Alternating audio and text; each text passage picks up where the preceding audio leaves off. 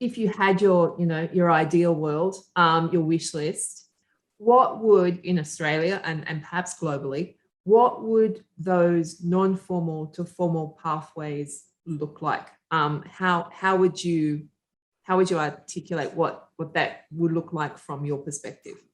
Yeah, it does differ, because one of the areas that we utilise a lot within the adults that get formal outcomes comes down to organisational risk management.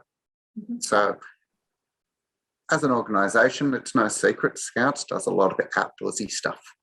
We go bushwalking, we go abseiling and canoeing, and some of them go whitewater kayaking and multi-pitch climbing and some risky activities. Now, that doesn't mean there's risk every time you go out. Some are very low level risk, others are higher risk.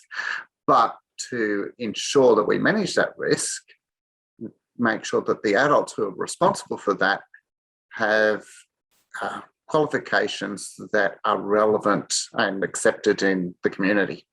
Mm-hmm. Well, they don't always need the full qualification. They might need just a component of it. So it might be, I'm running abseiling, I need things that are relevant to running abseiling. Great.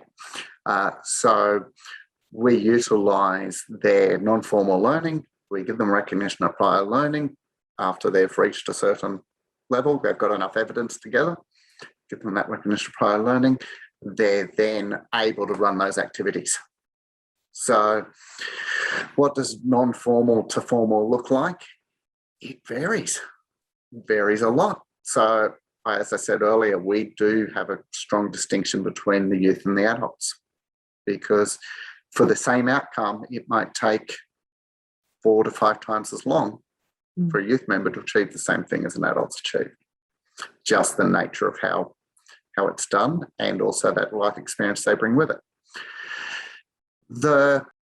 One of the ideas we're looking at the moment is to do with digital badging.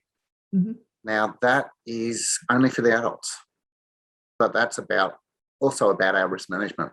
Yeah. And you've done certain components, and therefore you're okay to run that activity. And how do we easily show that to everyone? Digital badge is one of the answers there. So that works. With youth, they tend to complete a full qualification rather than a partial qualification. And that's because they're looking at it for a different reason. They're not just looking at it for risk management within an organisation. They're looking at, I can get 1 or 2 qualifications here, and that's going to set me up to make it easier to enter into my career or the course of my choice. So they're looking at it from a very different perspective. So how do we make it easier? Look, we've got, as I said, we've got alignments that we've mapped. There are some other organisations we've worked with where we've aligned their non-formal education and shown how it aligns to the formal outcomes, and we're able to give those formal outcomes. So from my perspective, it really comes down to that work of mapping that non-formal program to the formal. Mm.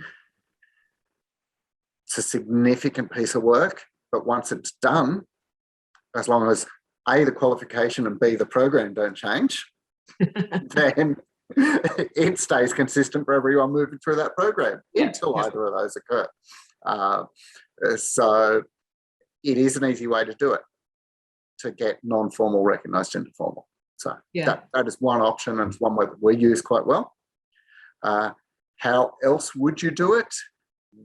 That's where I pointed out earlier that the elsewhere, such as European Youth Forum, just want that straight up recognition. I've achieved X, therefore it should be recognised. Well, I think that's problematic because there's not the translation piece for the other formal providers. Got you. That's really interesting. Yeah.